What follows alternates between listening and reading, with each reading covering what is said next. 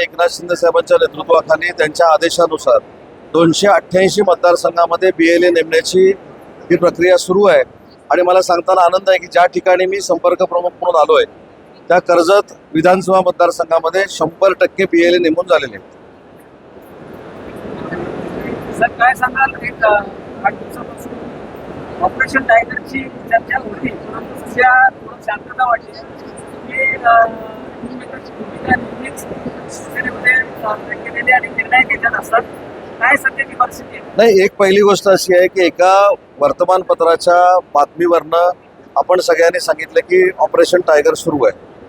Operation tiger सुरू ठेवणं न ठेवणं हा जरी आमचा पक्षाचा वैयक्तिक भाग असला तरी देखील काही चुकीच्या बातम्या आपल्यापर्यंत पोहोचतात. माझी आपल्याला विनंती आहे की त्याची खात्री आपण करून घेतली पाहिजे. जी मिटिंगच झाली नाही त्या मिटिंगच्या संदर्भामध्ये टायगर ऑपरेशन सुरू आहे हे बोलणं चुकीचं आहे. कुठेही टायगर ऑपरेशन सुरू नाही. आणि जर सुरू करायचं झालं तर लपून छपून का?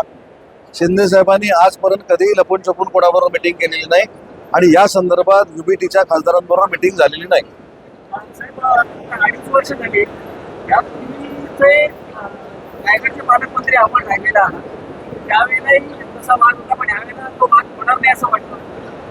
जवळपास आता 2 वर्ष निघून गेली तर एकच मिळतंय की वरिष्ठ निर्णय घेतील. वरिष्ठ निर्णय घेतील आणि योग्य वेळी योग्य निर्णय घेतील.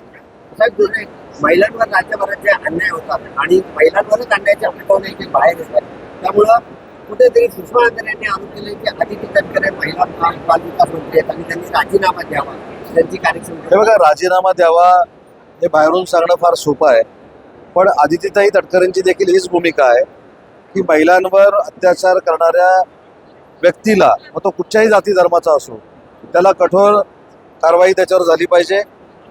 त्या महिला भगिनीला न्याय मिळाला पाहिजे आणि तशी प्रवृत्ती पुन्हा महाराष्ट्रात होणार नाही याची दक्षता पोलिसांनी घेतली पाहिजे. हीच आदितीताई तटकरेंची भूमिका.